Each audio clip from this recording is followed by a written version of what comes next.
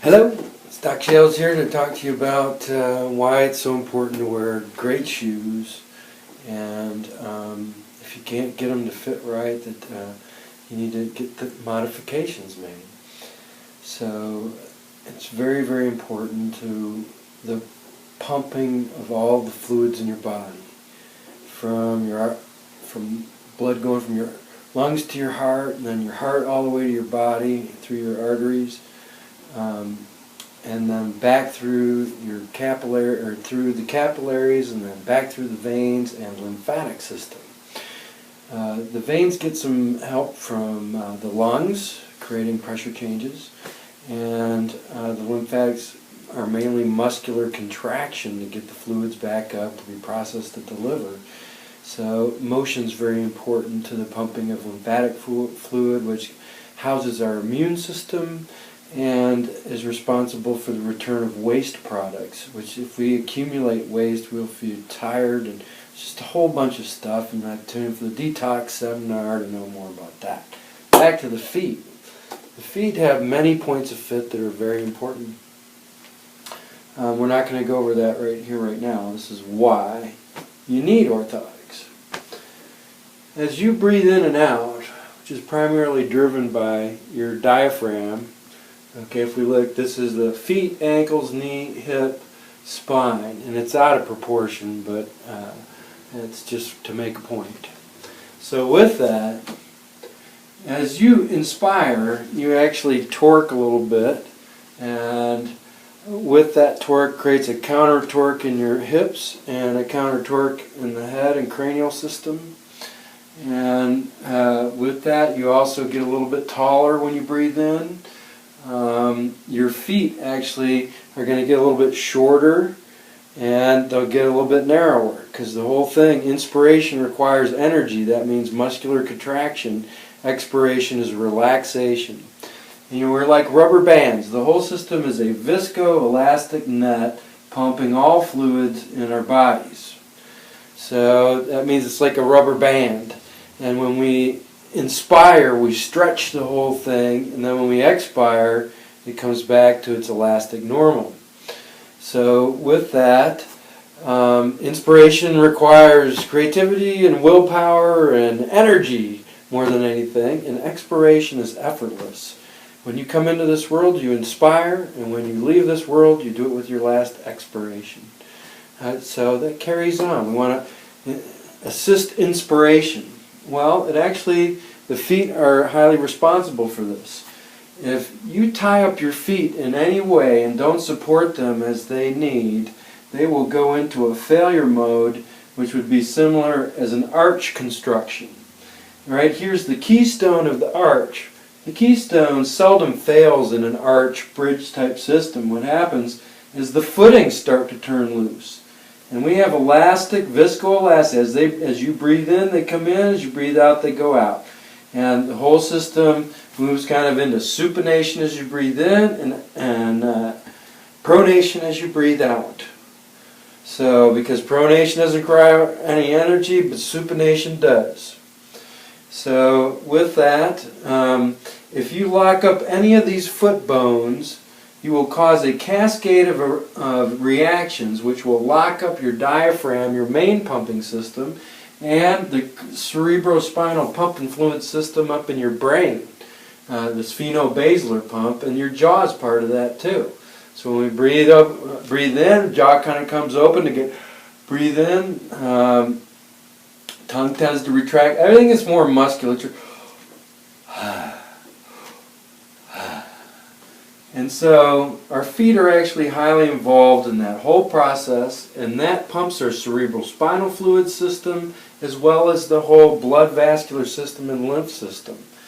So that is the importance. And when you have having a great shoe that fits your feet and allows for this expansion contraction laterally of your foot, as well as forward and backwards, anterior and posterior, this way, but also does not allow you to go into a mechanical failure mode.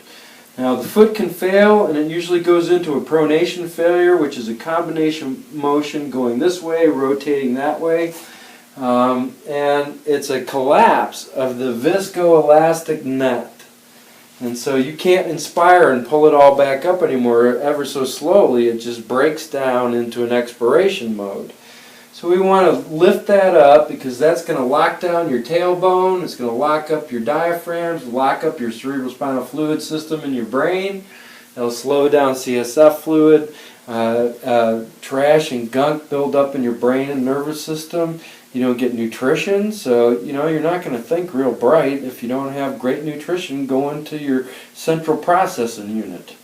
So we want fluid to be flowing to all 70 to 100 trillion cells that are embedded in that viscoelastic net, and that net has to keep moving for all cells all the time so that they keep getting nutrition and waste removal. You got to think about health at the cellular level, and great fitting shoes often preclude the need for any specialized orthotic, but there's hardly anybody out there that I've seen that is trained well enough to do that. I know in Traverse City, down at Golden Shoes, definitely those guys. My sister-in-law goes there, and her feet are in great shape because they've been fitting her in great shoes her whole life. So that's the only place I really know. Other places that are supposed to be, I've seen a lot of bad fit come out of those, so I really can't praise anybody else that I know of. And I don't even know those guys down at Golden Shoes.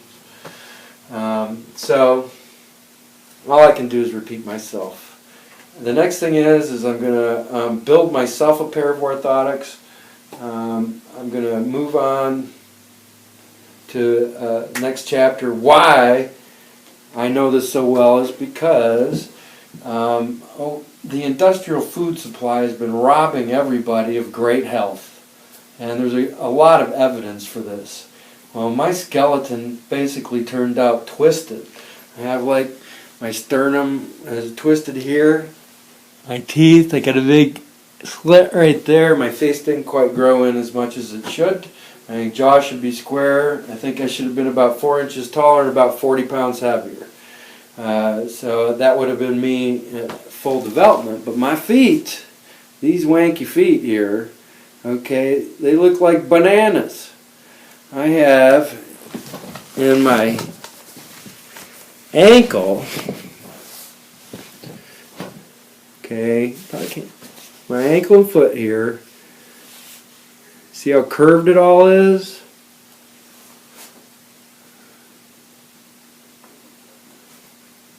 Shorter first toe, it's called a Morton's toe. See how much longer that is right there compared to here?